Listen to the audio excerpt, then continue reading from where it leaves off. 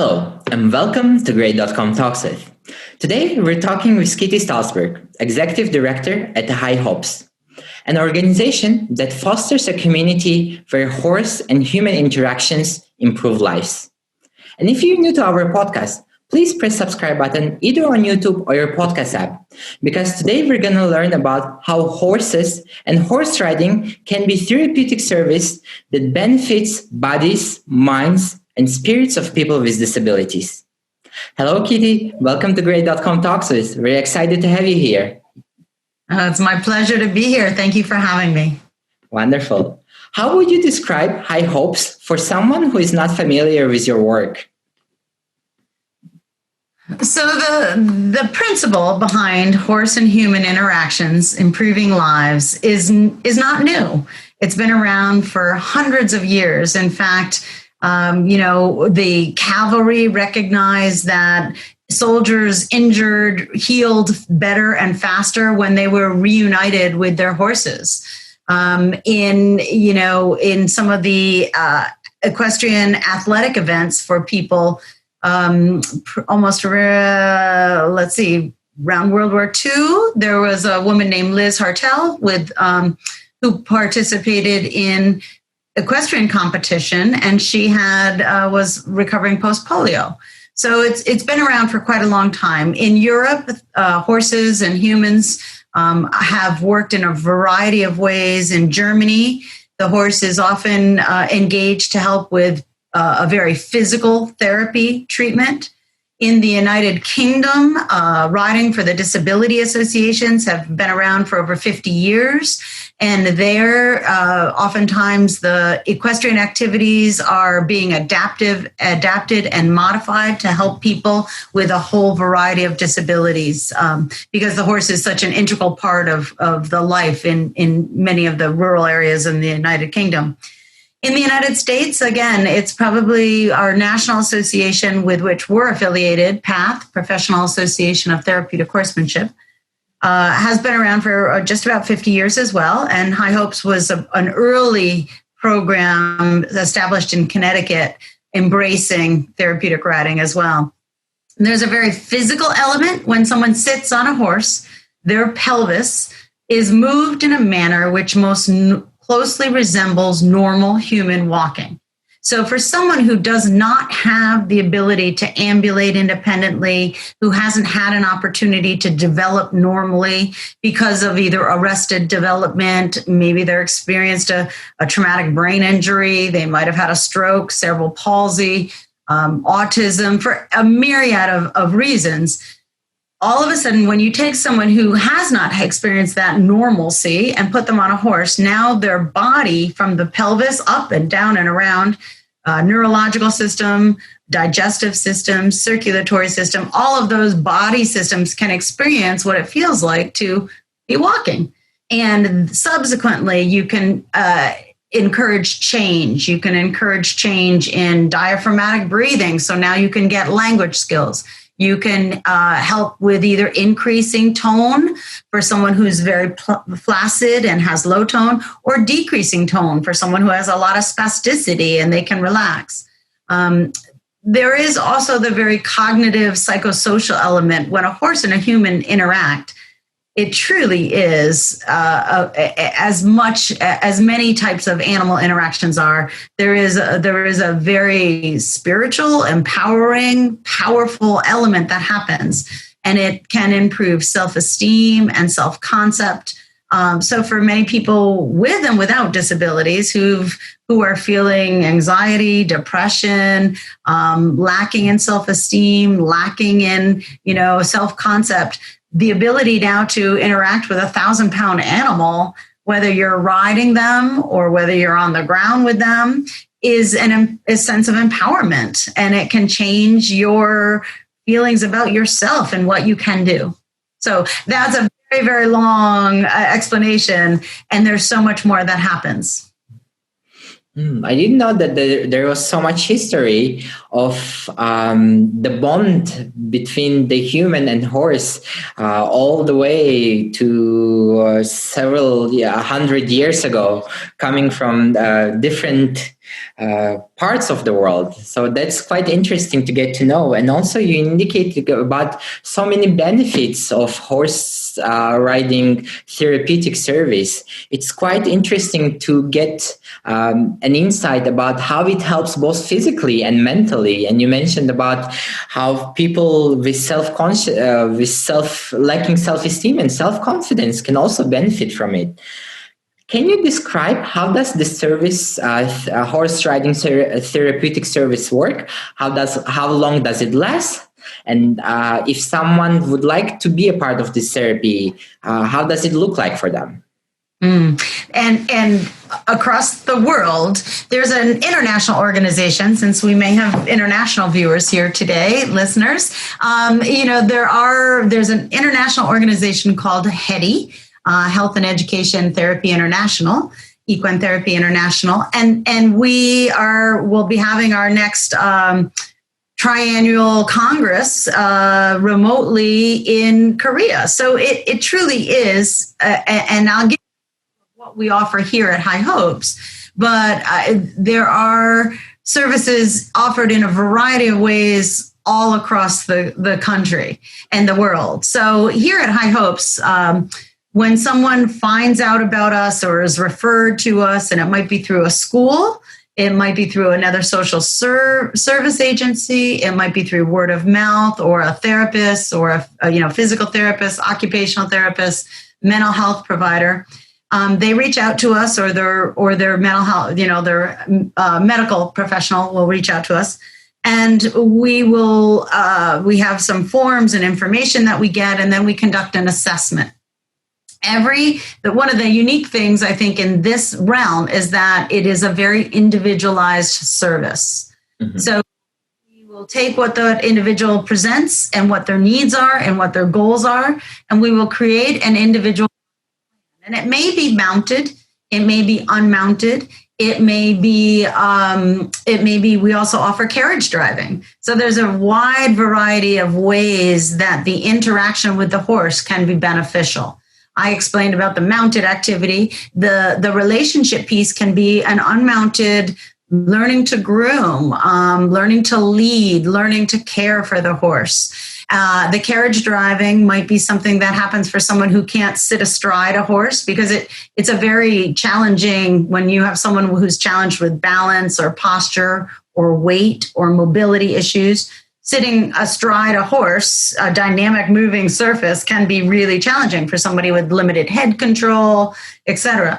The carriage might be a good alternative where they can have a little bit more support. It's easier for the horse, but they can still feel a true sense of challenge and of learning. Our typical services occur on a weekly basis. Once a week, someone will come. They may be in an individual lesson for up to 30 minutes or so, to a group lesson, which would be up to about 60 minutes or so.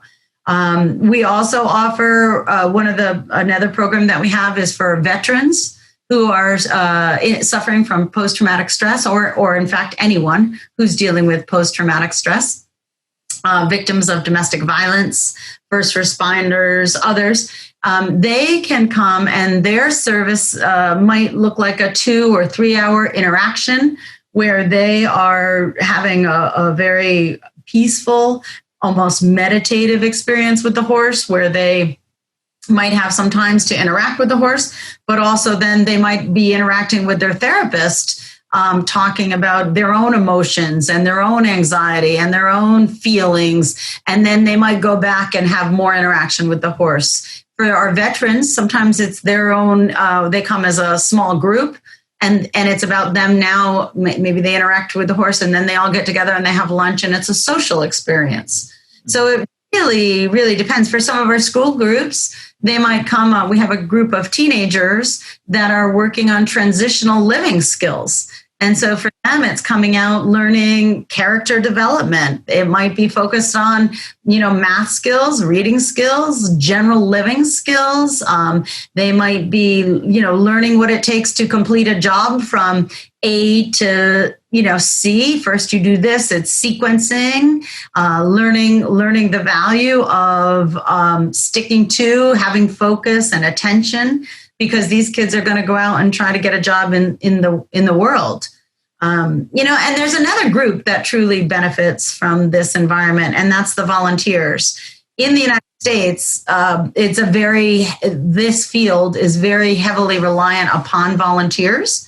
And at High Hopes in particular, we sometimes have over 30,000 hours of volunteer support on an annual basis.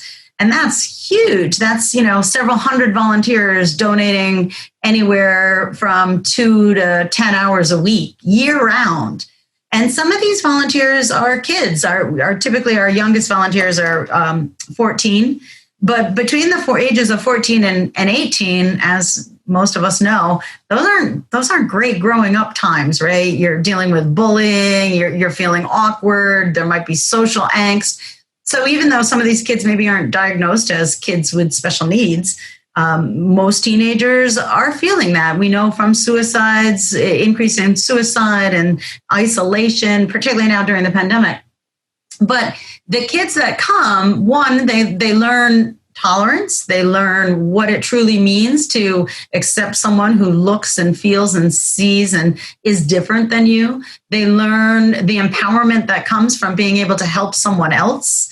And they learn the value of making a difference. And for some of these kids, they learn that maybe they want to change their career path, or they develop a career path, which now involves special education, physical therapy.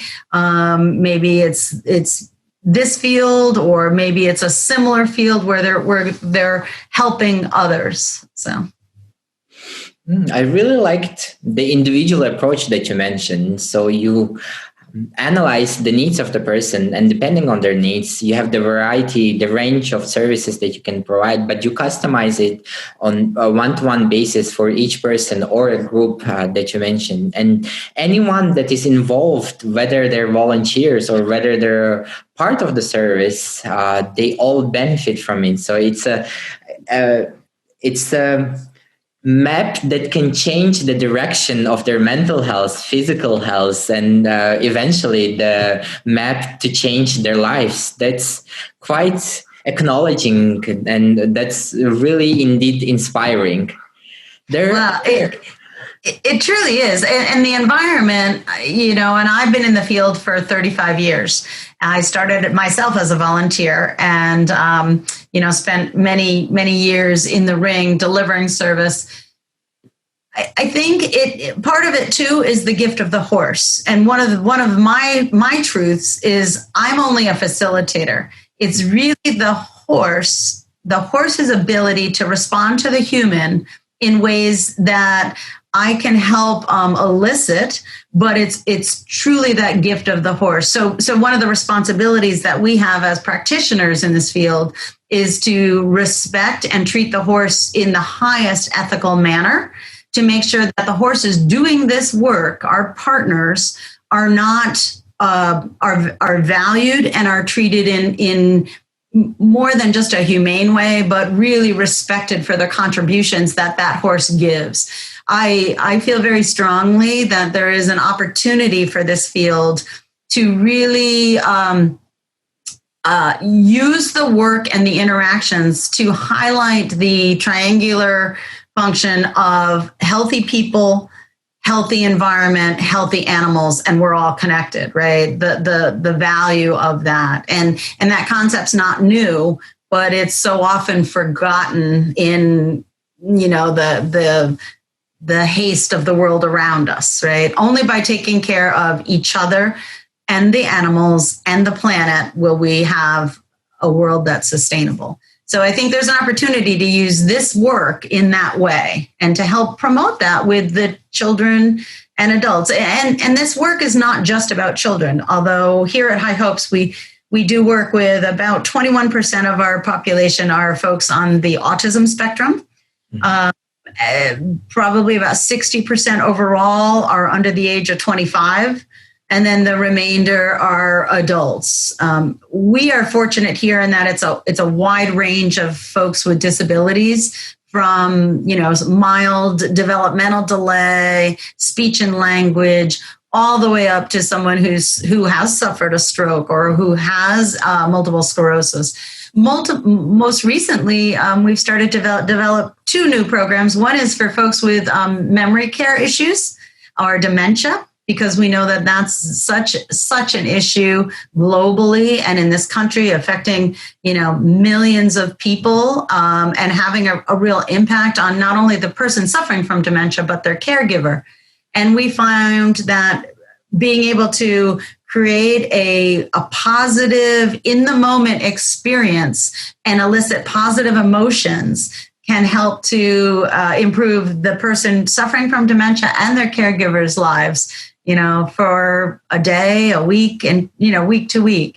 And then the other program is this, we call it Reins of Empowerment. And it's taking those teenagers who are feeling less strong, less valued, less able to control their lives, trying to make an intervention with them before they head down a path of making bad decisions, and helping them learn that they can make a difference. They can be positive. They are a valued part of this world, and they are valued themselves.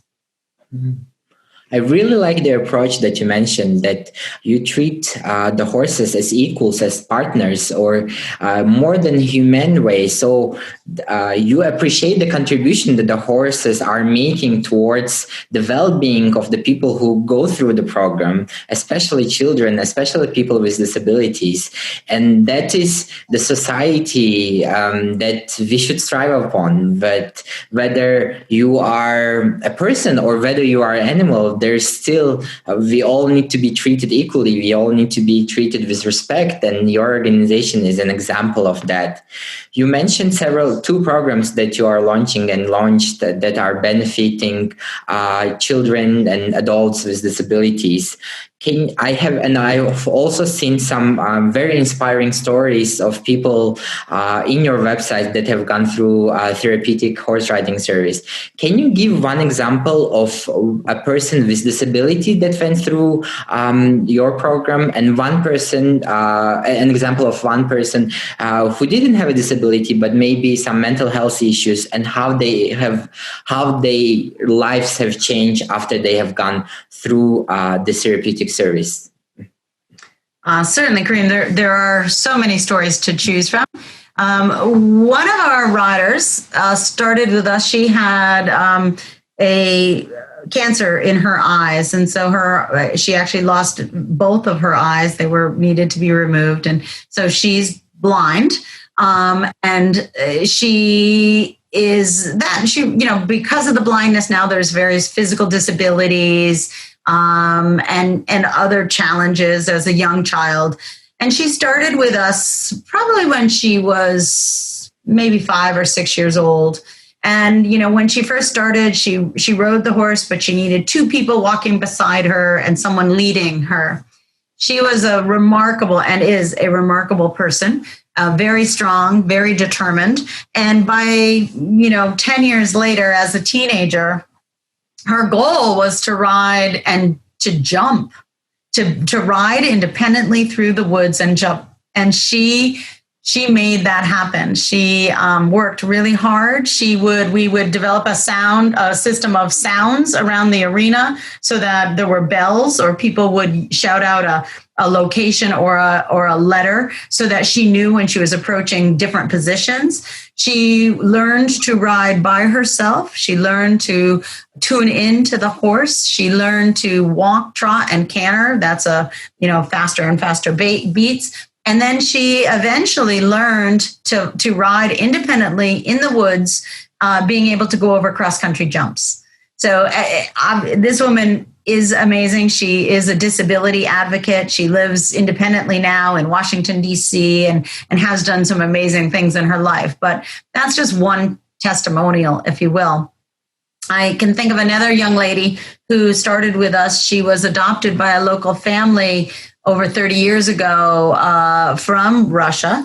And it was at that time where, they had many of the babies that were in orphanages and were lacking human contact. And so she was adopted. She was brought to this country, and she did have a lot of emotional needs that were discovered as she grew older. And, she wasn't necessarily diagnosed with autism or on the spectrum, but there was everything from rage and anger to lack of general social awareness and some general developmental delays. And she horses changed her life. She started when she was about 4. She rode with us all the way through her teenage years. She now is living in a lightly supervised group home situation. She comes here twice a week, independently, public transportation, and volunteers for several hours a day. And it has a remarkable bond with even the most challenging horses. Horses are very unique. Some horses are more placid and have easy dispositions, and some horses, are smarter or have a little bit more challenging. And she gets along with all of them. So lots of ways that this experience. Another example is we had a young man. He was a very athletic young man. He was learning to become a policeman. He was working with a group of, he was not yet on the police force, but he was doing some training. He was working with a group of prisoners in a public park area, and one of the prisoners tried to make an escape. And in the process of trying to bring him down and tackle him, he was a very athletic young man. He water skied, very handsome. He was probably in his late 20s, so he thought he was pretty invincible. He suffered a kick to his head, and within a few days, it resulted in a pretty significant traumatic brain injury. By the time he started with us, he was not walking. He was severely depressed. He was in a wheelchair. And after the first time, he used assistive aids to help him walk when he could walk. And he got out of his wheelchair and he walked up our ramp, and we assisted him on the horse. And he had one hand that was very severely contractured, and he had some asymmetries and limited speech and delayed cognition. And after the first time he got off the horse, his mother brought him, and he got off the horse and he walked away without his assistive device. And he continues to ride today. So, so not only did it help him physically, cognitively, and hopefully that stayed with him for, 36 hours or so directly after the riding, but it is also, we've become part of his social network, part of his, now it's a quality of life experience for him. So on the reins of empowerment, I think what we see kids that come in the door, teenagers in a group from school. These are the kids that are, getting yelled at all the time. They're getting detention. They are, they're not interested in being the academics. They are fighting with parents. Maybe their home life is not solid or disruptive. And they come, and we do journaling oftentimes with them. They may come with their school counselor. And, these kids don't know how to work together as a team. They don't know how to respect one another, their peers. Some of their social cues are very off, or they're not attending to them. So they don't get along. They don't have friends. And they come here and they interact with the horse. And not only does the horse empower them, and wow, this is cool, but you can't lie to the horse. You can't have a one-on-one relationship with a horse and feel angry or mad, because that horse is going to take one look at you and say, I'm not messing with you today. Get it together. I'm leaving. When you feel better, you come talk to me. And, sometimes these kids, they can't, and our veterans, they don't recognize their emotional position. They don't recognize where they are feeling emotional lability.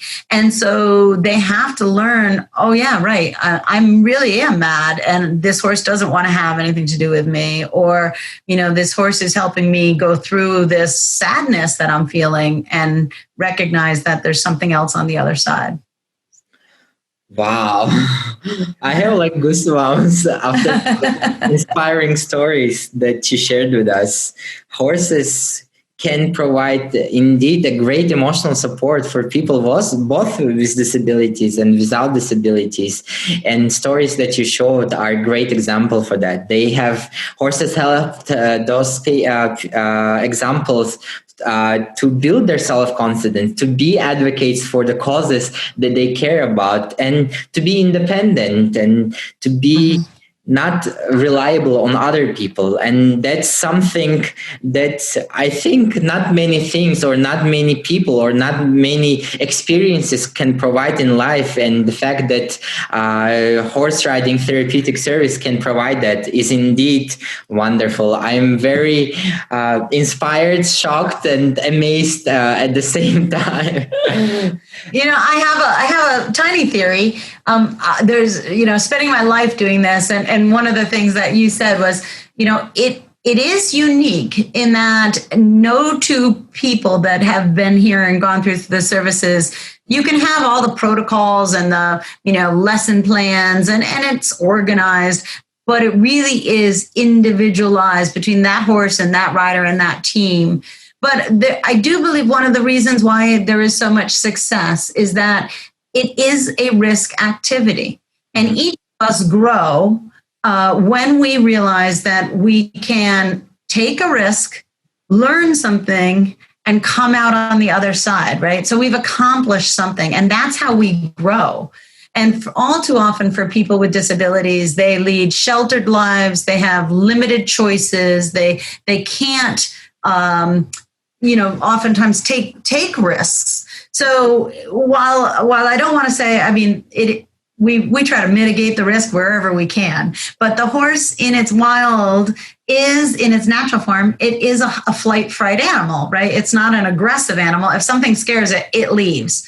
The horses that we select for this job are very, very carefully trained and selected in that is not the primary response, but it can't ever be totally mitigated. So when someone is riding on a horse, or even around a horse, if there's something that spooks that horse could have a behavior that could be dangerous. And, people are right to respect the horse because of that. They're 1,000 pounds of unpredictable energy. You can never, ever, ever say that there's a horse, they call it a, bomb-proof horse. Well, there isn't, right? Because it would not, the breed, the species would never have survived. And while we try to mitigate that, it is that ability to do something that has an inherent risk and do it successfully, which leads to personal growth. And that's what is key in so much of what we do. There's also the physical element. There's the psychosocial element. There's some studies that talk about heart math. And when a horse and a human are together, their heartbeats will synchronize over time. And so that talks about there is that compatibility. There is that, we find it in other human animal interactions as well. But certainly there's a strong affinity between humans and horses in an environment like this that can add to a very mutual benefit on both sides. Mm-hmm. Indeed, the bond, based on the examples that you have provided, the bond between a human and a horse can be unique, can be detrimental, and can be mutually beneficial, both for a horse and for the person. And it's quite impressive because not people don't have that kind of bonding with other people. We rarely have that kind of bonding with other people, but here if we have a bond with the animal, is to some extent, you mentioned a risky animal, yet being able to get out of our comfort zone and accomplishing something that was risky, but doing it independently gives a sense of proudness, sense of accomplishment. And that feeling is not felt very often among people. And the fact that Therapeutic Service and High Hopes, you guys are providing that safe space and that environment and platform for people is worth acknowledging. If someone would like to support High Hopes, how can they do that? They can visit our website It's www.highhopestr.org, highhopestr.org, or email me directly. I'm available on that website as well. So. Wonderful. The link to highhopestr.org and the wonderful work that the organization is doing will be provided in the link in the description. So you viewers and listeners can go to the website and familiarize yourself with the wonderful work that High Hopes is doing. Thank you so much, Kitty. It was my pleasure getting to know the work that you guys are doing. And I am very impressed and I'm very thankful for incredible work and incredible impact that you guys are doing for the life of people with disabilities as well as for the life of people who have mental health issues. Thank you so much. It was very nice to be here with you, and I welcome folks to reach out to me directly with questions at any time. So that's what we do.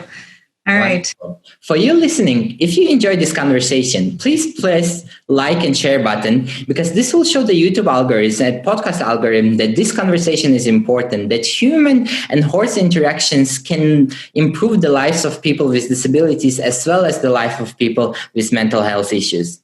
Thank you so much and see you in the next episode.